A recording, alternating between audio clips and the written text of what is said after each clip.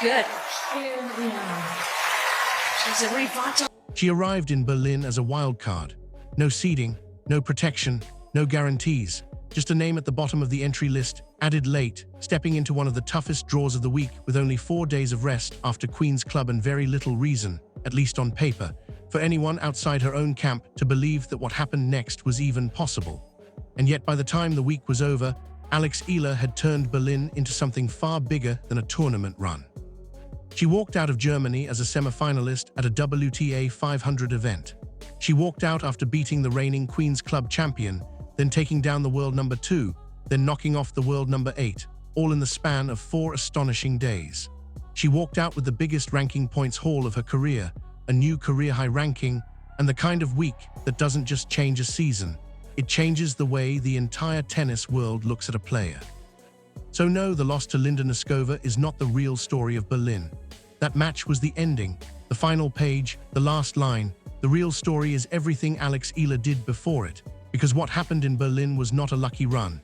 It was not one upset. It was not one opponent having an off day.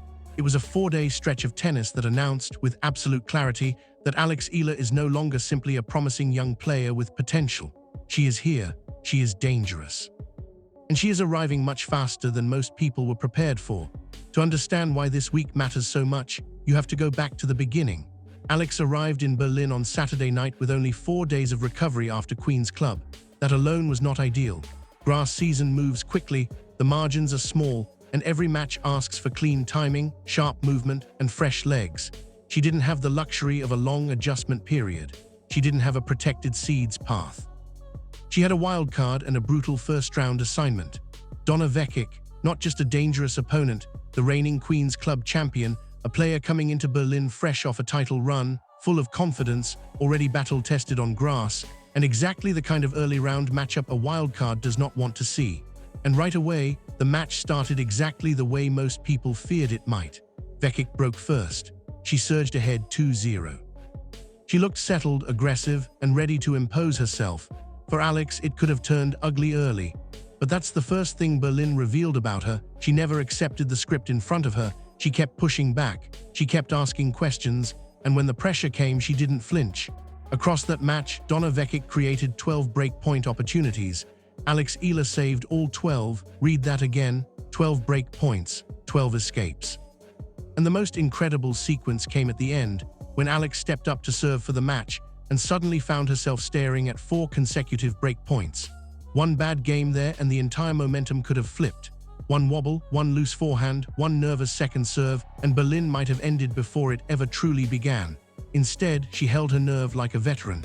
She erased all 4 break points in that final game. She trusted the serve. She trusted the patterns. She trusted herself, and then she closed the door the way champions close doors, with authority. 3 unreturnable serves to finish the match.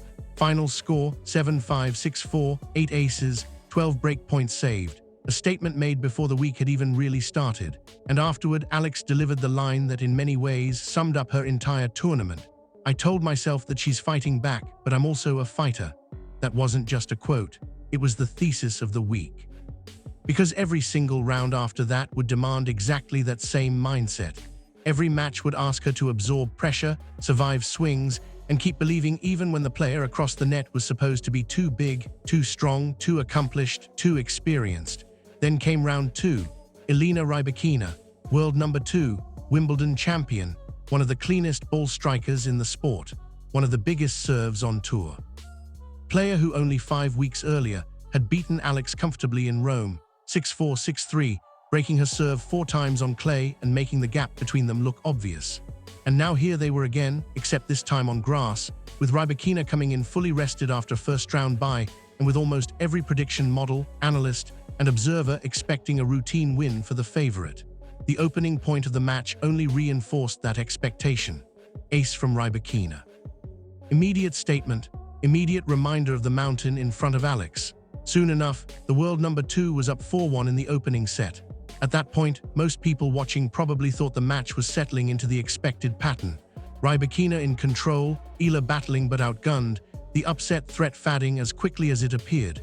Instead, that's when Alex began changing the entire shape of the contest. She won the next 3 games and leveled the set at 4-4. She refused to let the scoreline run away from her. She started reading the serve better, getting more depth in the rallies, and forcing Rybakina to play one more ball, then one more after that. It wasn't just about defense.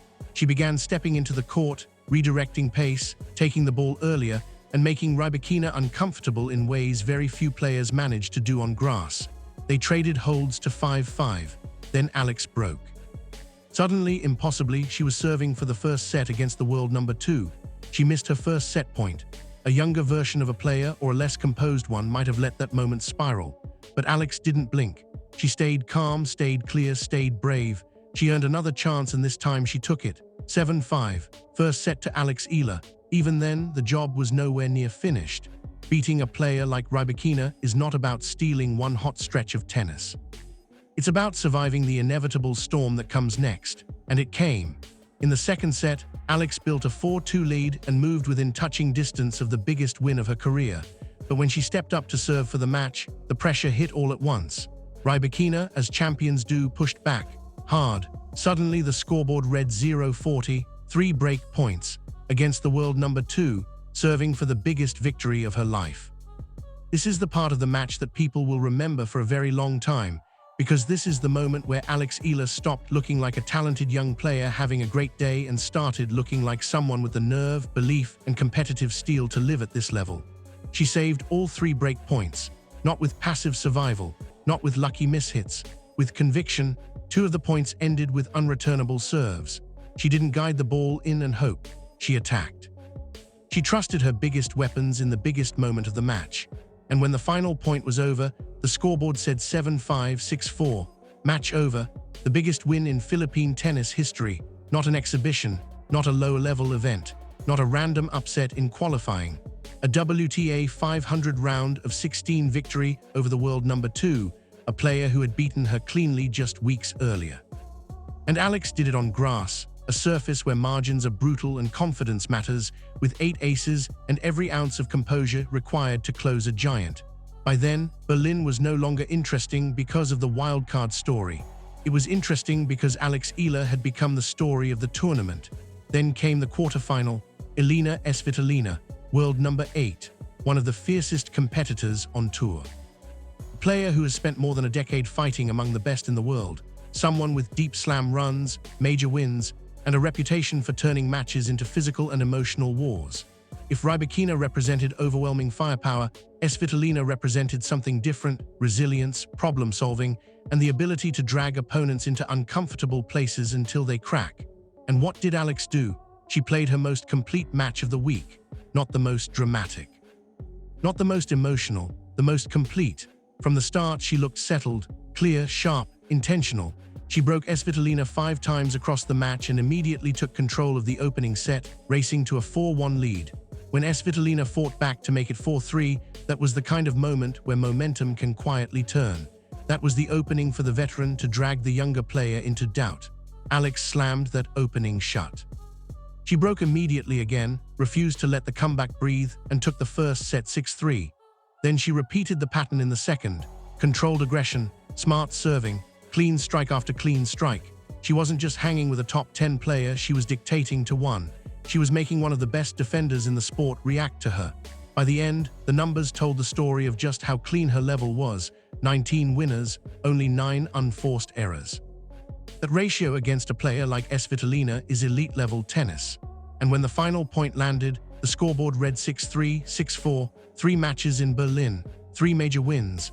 Donna Vekic, Elena Rybakina, Elina Svitolina, the Queen's Club champion, the world number 2, the world number 8, all beaten by a wild card in 4 days. At that point, this was no longer simply one of the best weeks of Alex Eala's career.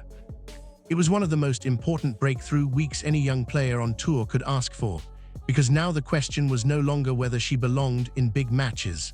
She had already answered that. The question became, how much more could she still take from this week? The semifinal gave the answer, not the trophy, but something almost as valuable, because the semifinal brought Linda Noskova, and that was a very different kind of challenge.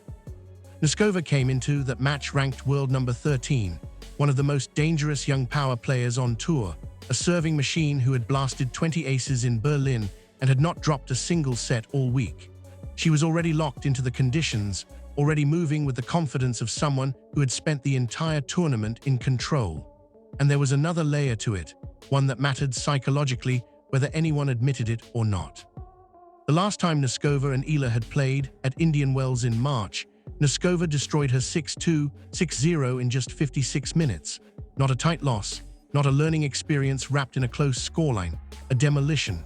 So now Alex walked into a semifinal carrying not just the physical load of 3 huge wins in 4 days, but the memory of what this opponent had done to her the last time they met. Then the rain came. The semifinal was delayed, the court slowed down, the temperature dropped, and the conditions changed. On paper, that sounds minor. In grass court tennis, it can change everything. Timing shifts, the ball sits differently, return rhythm changes. First strike tennis becomes harder to execute cleanly if your feel is even slightly off. And from the opening games, Noskova looked more comfortable in those conditions than Alex did. Her return pressure, one of the most dangerous parts of her game, hit immediately. She uses it to grab early control before opponents settle, and that is exactly what happened. Alex struggled to read the pace off the slower surface in the opening set. The serve that had been such a weapon all week didn't quite have the same sting. The forward momentum that had helped her break down Vekic, Rybakina, and Svitolina just wasn't there early enough. Noskova took the first set 6-2, and it wasn't particularly close. That could have been the end of the story. It would have been understandable. Alex had already spent so much emotional and physical energy surviving one of the most demanding weeks of her career. Against a fresh top 15 opponent in perfect rhythm, on a slower court, after a rain delay, it would have been easy for the semifinal to fade out quietly. But Alex didn't let it. Because even in defeat, Berlin still had one more thing to reveal about her. In the second set, she adjusted. The new balls helped. Her timing improved. The movement looked lighter. She started finding the ball earlier, serving with more conviction and making Noskova feel something she had barely felt all week: pressure.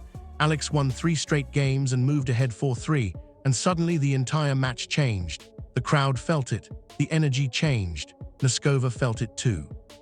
What had looked like a straightforward semifinal was now alive, tense, dangerous. Alex had found her level, and for a moment it genuinely looked like she might drag the match into a deciding set and add another chapter to a week that already felt surreal. That was the moment. That was the opening. And that was when Noskova showed exactly why she's one of the best young players in the world. She didn't panic. She didn't retreat. She didn't start playing safe. She steadied. She broke back for 4-4, held for 5-4, and then closed the match in the final game. 1 hour and 9 minutes. Final score 6-2, 6-4. Afterward, Alex was honest about what the day required. She said she had to adjust because of the rain, because of the colder temperature, because the court felt slower, and that as the match went on and the new balls came into play, she started feeling better and better. That's the right way to tell the semifinal story, not with excuses. Not with dramatic overcorrections, just honesty. Noskova was better on the day, she served better, she returned better, she adapted faster to the conditions and had more answers when the match tightened. That's what happened. But here, what also happened, and this is why the loss does not diminish what Berlin meant, to stop Alex Eala's run. Noskova had to be excellent. She had to be a top 15 player in the form of her life.